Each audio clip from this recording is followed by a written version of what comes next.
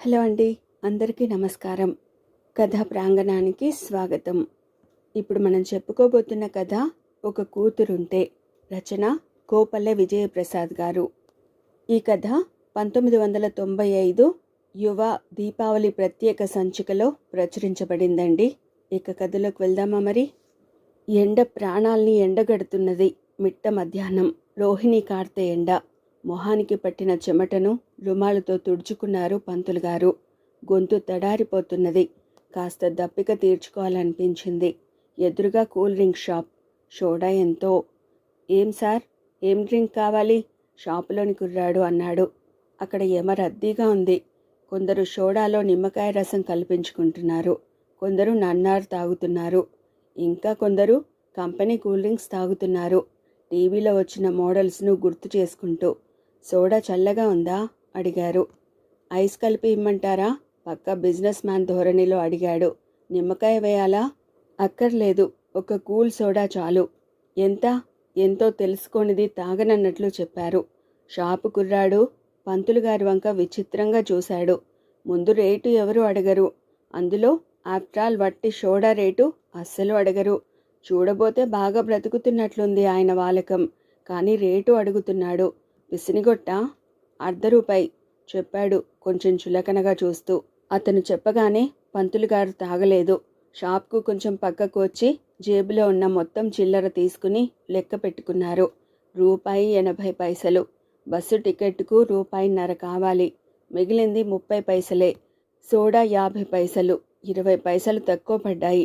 పంతులు గారు బస్సు వస్తుందేమోనని ఎదురు చూస్తున్నారు. ఎంతకీ రావడం లేదు. ఆయన దృష్టి మటుకు కూల్ డ్రింక్ షాపు మీద నుండి మరలడం లేదు.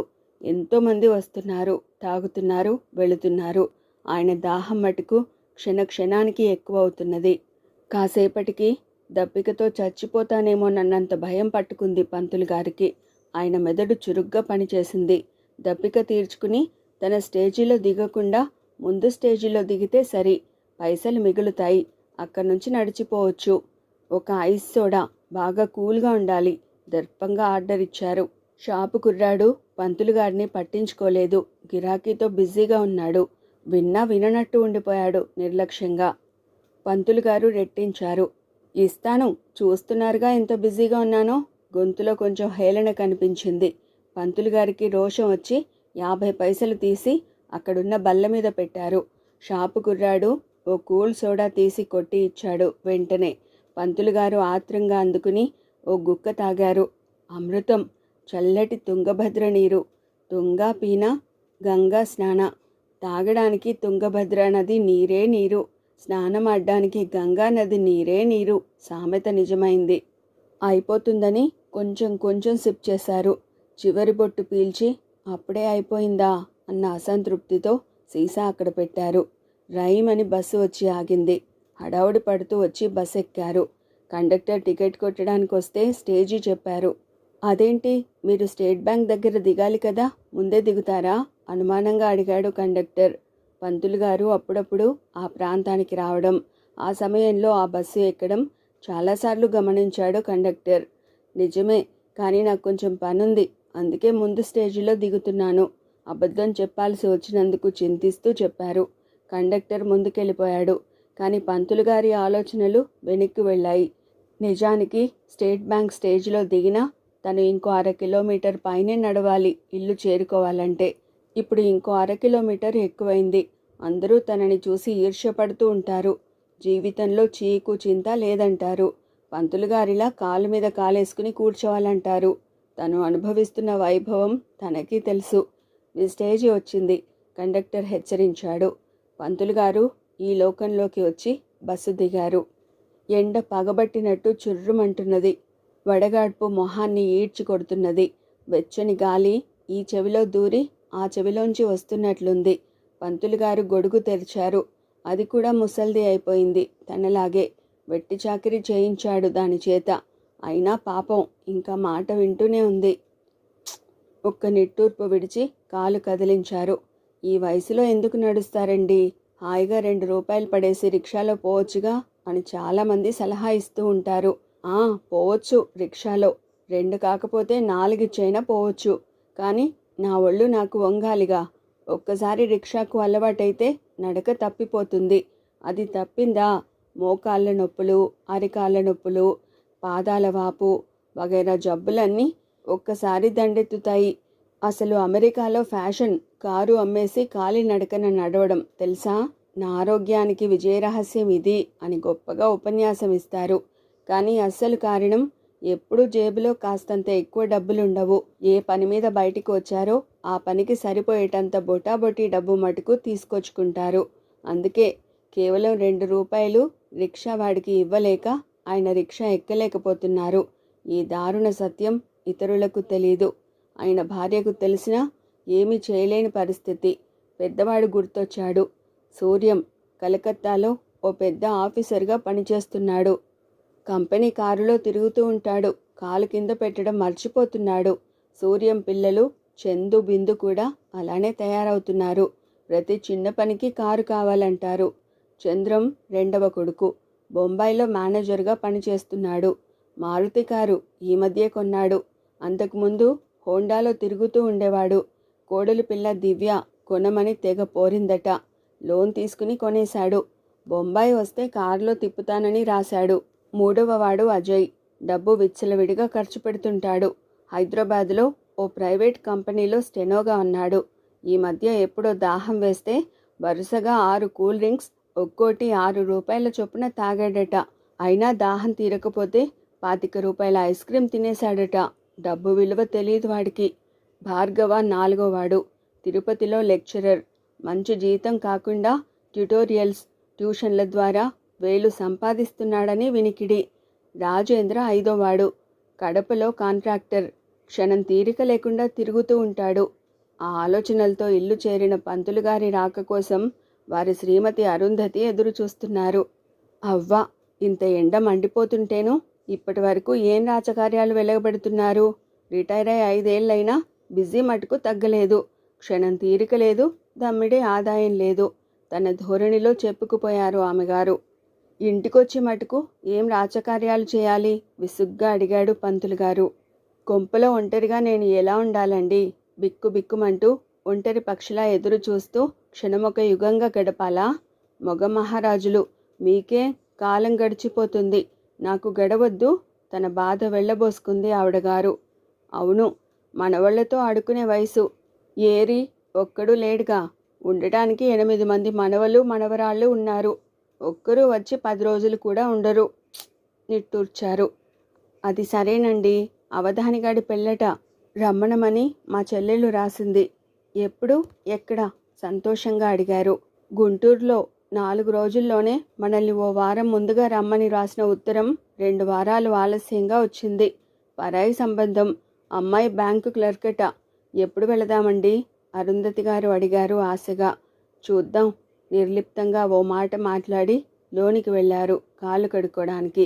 భోజనాలై విశ్రాంతి తీసుకుంటున్న వేళ మళ్ళీ పెళ్లి కబుర్లు దొర్లాయి వాళ్ళ మధ్య. ఏమండి, రేపు వారం, వర్జ్యం, తిథి అన్నీ బాగానే ఉన్నాయి. మనం రేపు బయలుదేరితే సరిపోతుంది. ఓ వారం రోజులుండి రావచ్చు. పైగా మన వాళ్ళను చూసినట్టు ఉంటుంది, అరుంధతి చెప్పారు. నిజమే, బాగానే ఉంటుంది. కానీ నాంచారు పంతులుగారు. మీకు తీరిక లేకపోవడం నాకు తెలుసు. అవధాని పెళ్ళి. వాడు ఎప్పుడూ చెబుతూనే ఉండేవాడు, మనం అందరికంటే ముందొచ్చి అన్ని పనులు చక్కబెట్టి అందరికంటే ఆఖరణ వెళ్ళాలని. పిచ్చి వెధవ, ఎదురు చూస్తూ ఉంటాడు. ఇంతకీ కానుకలు ఏం తీసుకెళదామండి? ఉత్సాహంగా అడిగారు. పంతులుగారు నిర్వేదంగా చూశారు. అరు, ఈ పెళ్ళికి పోకపోతే ఏం? వద్దంటారా? మీకు నోరెలా వచ్చింది? ఈ పెళ్లి పేరుతోనన్నా ఓ వారం రోజులు ఒంటరి జీవితానికి స్వస్తి చెబుదామనుకున్నాను. ఇది కూడా పడనీయరా మీరు? కోపంగా అడిగారు. నిజమే, నాకు రావాలనే ఉంది. కానీ మా ఆర్థిక మంత్రి ఊళ్ళో లేడోయ్, చమత్కారంగా అన్నారు.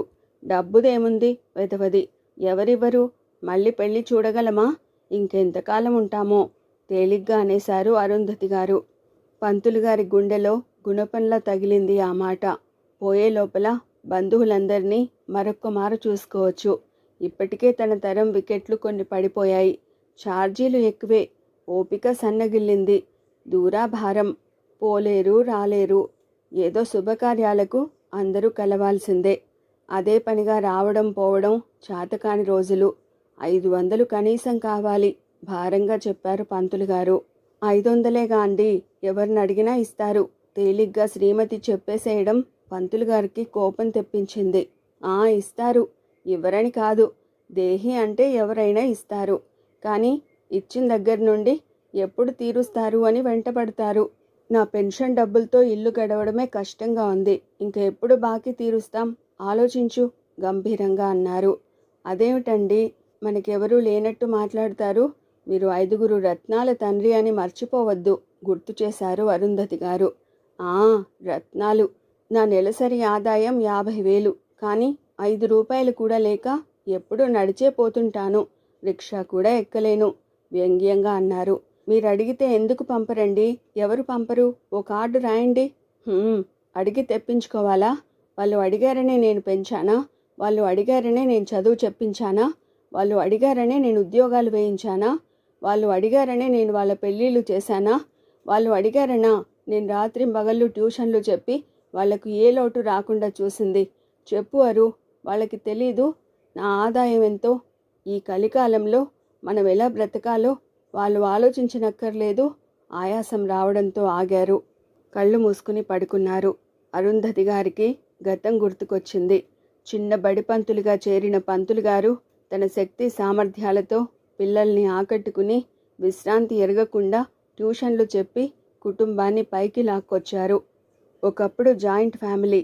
పంతులు గారి తల్లి, తండ్రి, తమ్ముళ్ళు, చెల్లెళ్ళు ఆ ఇంట్లోనే ఉండేవారు. మళ్ళీ బంధువులు విపరీతంగా వస్తూ పోతూ ఉండేవారు.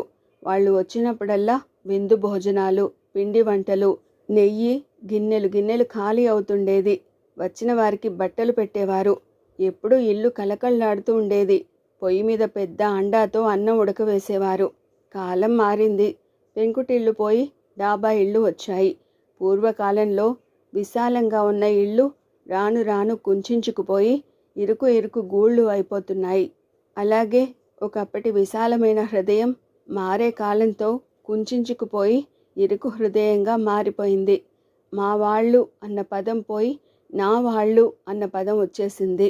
ఆకలికి అన్నం పెట్టడం ఊరికి ఉపకారం చేయడంలాగా తయారైంది. ముగ్గురికి వంట చేయలేని కాలం. చేతకాక, చేత రాక, చేయి రాక. ఒకప్పటి ఉమ్మడి కుటుంబాలు ఒక రకమైన ఇన్సూరెన్స్ కంపెనీలుగా పనిచేశాయి. అనాథలకు రక్షణ కలిగించాయి. కుటుంబంలో ఒకళ్ళిద్దరు అసమర్థులైనా, కొంతమంది సభ్యులకు విధి వక్రించిన కుటుంబ పెద్ద వాళ్ళని ఆదుకునేవాడు సంతోషంగా. అందరూ కలిసిమెలిసి ఉంటూ తల ఒక పని చేసుకుంటూ పోయేవారు. దానివలన పని మనుషుల సమస్య ఉండేది కాదు, దుబారా ఉండేది కాదు, ఒంటరితనం ఉండేది కాదు. పెద్దల మీద గౌరవ అభిమానాలు ఉండేవి. పెద్దల వ్యవహార దక్షత లభించేది. ఎవరు చెడిపోయినా వారిని దండించి సక్రమ మార్గంలో పెట్టడానికి వీలయ్యేది. ఒక విశాల దృక్పథం ఏర్పడేది. అందరూ మనవాళ్లే అన్న ఒక సంకల్పం కలిగేది. కానీ నేడు పెళ్లి కాగానే నేను, నా మొగుడు అంతే. లోకం అత్త ఎవరో, మామ ఎవరో, మరిది ఎవరో, ఆడపడుచు ఎవరో, అందరూ ఎగస్ట్రా, పనికి రానోళ్ళు, దోచుకు తినేవాళ్ళు, తమ సుఖాలకు అడ్డుపడేవాళ్ళు, గడ్డిపోచకు ధీటు కాని వాళ్ళు. అలాగే జరిగింది తన కోడళ్ల విషయంలో. ఎవరూ కలవలేరు. క్రమంగా కొడుకుల్ని కూడా దూరం చేశారు. తల్లిదండ్రుల మీద ఉండే మమకారాన్ని, అనుబంధాన్ని కూడా మాయమాటలు చెప్పి త్రుంచేశారు. ఎప్పుడూ చుట్టపు చూపుగా రావడం, ముళ్ల మీద ఉన్నట్టు ఉండి వెళ్ళిపోవడం మామూలైంది. బాధ్యతలని విస్మరించిన పక్షులు రెక్కలొచ్చి వెళ్ళిపోయాయి. ఏంటి ఆలోచిస్తున్నావు?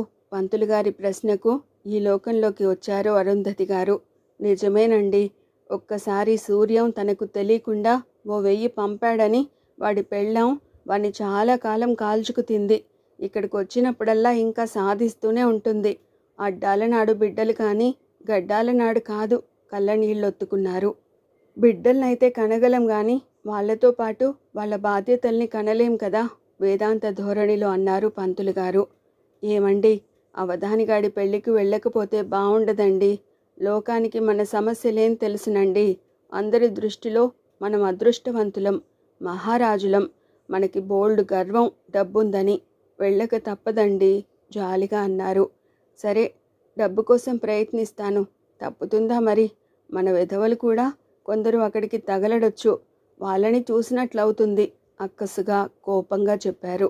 ఆ, మీ దగ్గర లేకపోతే దొరక్కపోతే ఈ ఉంగరం తాకట్టు పెట్టేయండి. ఇది మన పెళ్ళైన కొత్తల్లో మీరు చేయించిన ఏకైక నగ. వేలి నుంచి బంగారపు ఉంగరాన్ని బయటికి తీస్తూ అన్నారు ఆమె. ఉంగరంతో పాటు కన్నీళ్లు బయటకొచ్చాయి. అవి జాలి జాలిగా ఉంగరం మీద పడ్డాయి. అరు, అక్కరలేదు, ప్రయత్నిస్తాను. అడగాల్సిన వాళ్ళందరినీ అడుగుతాను. నెలాఖరు రోజులు, లేకపోతే ఇంత సమస్య అయ్యేది కాదు దృఢ నిశ్చయంతో చెప్పారు పంతులుగారు. ఆ సాయంత్రం పంతులుగారు పట్టువదలని విక్రమార్కుడిలా చాలామందిని కలిశారు. అభిమానం చంపుకుని అప్పు కోసం అర్రులు చాచారు. మీకేమండి అని చాలామంది లౌక్యులు తప్పించుకున్నారు. కొందరు లేదని మొహమాటం లేకుండా చెప్పేశారు. ఇంకొందరు ఫస్ట్కి ఇచ్చేటట్లయితే ఇస్తామన్నారు. ఆఖరి ప్రయత్నంగా రామయ్య గారింటికి వచ్చారు. ఏమోయ్ పంతులు, కులాసానా? దారి తప్పి వచ్చావే? రామయ్య పంతులు గారి కొలీగ్, అందుకే చనువు. ఏం లేదు, ఓ 500 అర్జెంటుగా కావాలి చెప్పారు ఆదుర్దాని అణుచుకుంటూ. బావుంది, షావుకార్లు అంతా మగపిల్లకాయలే. ఎవరికీ 7,000 తక్కువ లేదు జీతం. ఆడపిల్ల తండ్రిని, నన్నడిగితే నేనెక్కడివ్వను మందహాసం చేస్తూ రామయ్య చెప్పారు. బాబు, పరిహాసాలకు సమయం కాదు. ఉంటే ఇవ్వు, నీ దగ్గర ఉంటుందని నాకు తెలుసు. కావాలంటే వడ్డీ తీసుకో సీరియస్గా అన్నారు. పంతులు, అయితే నీ దగ్గర నన్ను వడ్డీ తీసుకోమంటావు? ఆ మాట ఇంకోడంటే 4 తన్నేవాణ్ణి. రిటైర్ అయ్యేదాకా ఒకే స్కూల్లో ఏడ్చాం, అందుకే ఏమీ అనలేను.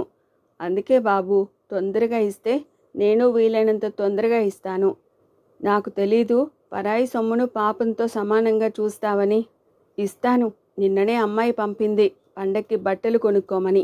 ఈ వయసులో ఏం కొనుక్కుంటాంలే, అవి నీకిస్తాను రామయ్య గారు చెప్పారు 500 ఇస్తూ. అవధాని పెళ్లి కళ్యాణ మండపంలో జరిగింది. రంగరంగ వైభవంగా జరిగిందన్నారు. బ్రహ్మాండమైన మండపం, పూల డెకరేషన్, మంగళ వాయిద్యాలు, వంటవాళ్ళు. ఓ భలే సందడి. కానీ పంతులు గారికి పూట పెళ్లిలానే కనిపించింది. ఒక్క పూటే విందు భోజనం జరిగింది.